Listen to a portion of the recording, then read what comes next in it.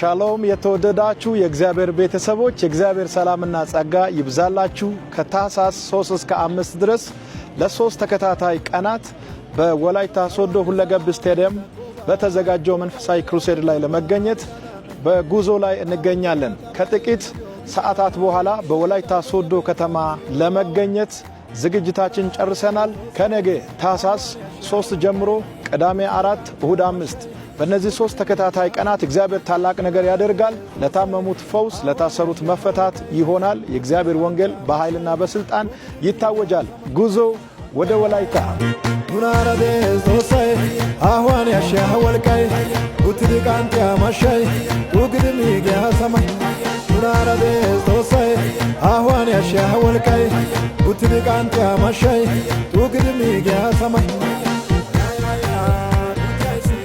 አብቴ ቤት ልሽ